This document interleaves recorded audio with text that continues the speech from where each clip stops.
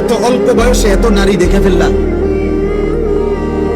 এত কম বয়সে এত ছবি দেখে ফেললা, এত অল্প বয়সে এত উলঙ্গ ছবি দেখে ফেললা। হায় জানোয়ার, বাকি জীবন কি করবে?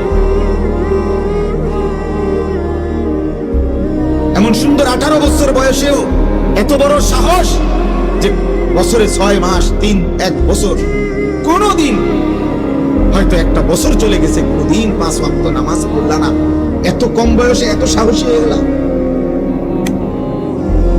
আল্লাহরে কিছুই মনে করো না? হ্যাঁ,